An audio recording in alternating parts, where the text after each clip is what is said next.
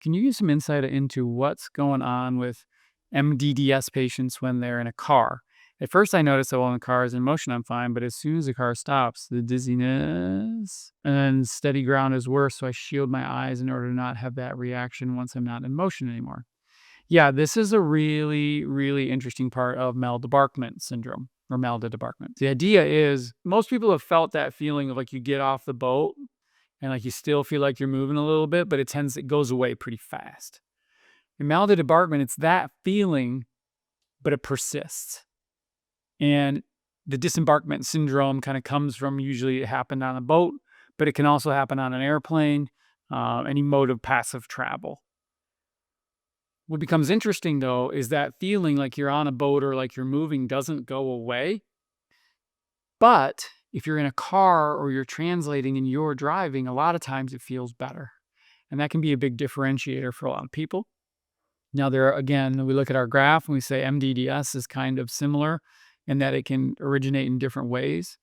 But what is basically happening in a nutshell, very simply, is that the interaction between your inner ears and your eyes and your proprioceptive system become decoupled. So the normal waveforms that we experience with movement, they're not as accurate anymore. And that separation or the difference between them gives us the feeling that we're moving. And so there are things that we can do with visual stimuli or with vestibular stimuli that help to normalize that sensation of movement again. But one of the main things people will notice is that they feel good in motion. But when the car stops, then they start to feel like they're moving again. That motion helps to organize their senses so it's all feeling the same way. You can think about it like an amplifier where it's giving you more stimulus than you are on the ground. So you're able to use that stimulus to anchor to and you don't feel like you're moving. So that's kind of the basics behind it. And then the question would be like, well, what do you do about that? That's what you're trying to do is close the distance between what those different systems are feeling so they normalize. And that's hard to answer because, I mean, there's a great clinic, there's some great work that was done in Mount Sinai where they were doing some work with timing visual inputs and vestibular inputs. And that taught us a lot. But we also know, like I've had cases where they have altered sensory aspects in their legs. So I had one case of a woman who had it after a plane ride, looking at eye movement. She has these wild square wave jerks that are going nuts in any sort of movement.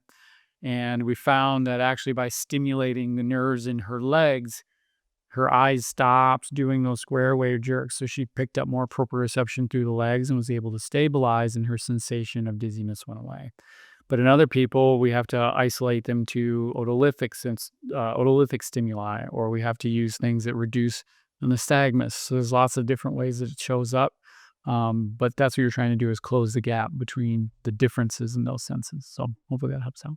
So what if upper cervical treatment works, but only for a day or two? What would that indicate? I'm guessing more of the same treatment wouldn't be the long-term treatment answer. Really good question. There's a lot of nuance in that. So, number one, the treatment is probably, let's start by saying a treatment is going to be probably over time to try to yield a result of giving feedback that allows your body to reposition the way that the spine is controlling itself, which is going to take time.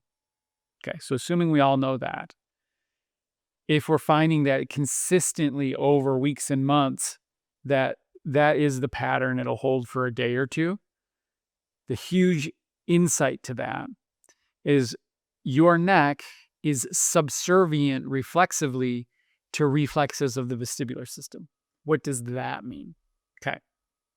So my inner ears and my eyes talk together to help me keep my orientation of like what's horizontal in the world, what's vertical in the world. That's why you start to get nauseous or motion sickness like Melissa was talking about. What do they say in a boat?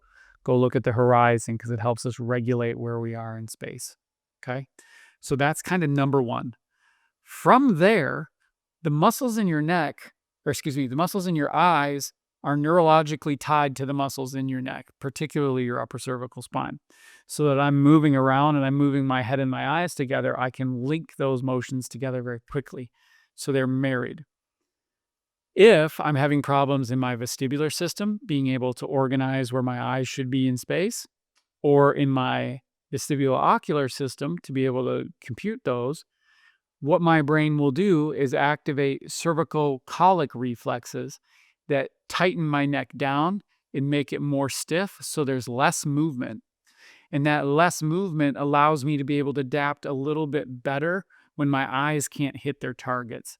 So if my eyes are just winging around all over the place, I want to tighten down my body so that at least I'm not moving as well. So this is a cervical colic response. Tends to happen. It's pathological. Well, it's not pathological. It's the thing that should happen, but it leads us to having this stiffness or rigidity in the neck. It can cause posturing. Most of you have noticed people that when you talk to them, like they're always tilted or tilted and rotated, and they don't know it. Like school pictures, and they'll be like, "Let's put your head right," and they'll be like, "That doesn't feel right, and it doesn't feel upright. This feels upright." And that's telling you like there's a problem in the vestibular system, which is generating problem in the eyes, and your head is compensating for that. Okay, so what does that all mean? If I'm finding that I adjust the segment, but then it's going to go reflexively right back to where it was before, it means that it is compensating for a higher order problem, usually in the vestibular or ocular systems. So that is where it is really helpful to look if you're noticing that you're getting adjusted, and it's not really making a difference.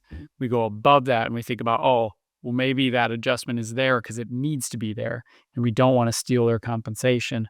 We want to be able to fix the problem so they don't have to compensate anymore. Great question. Thank you.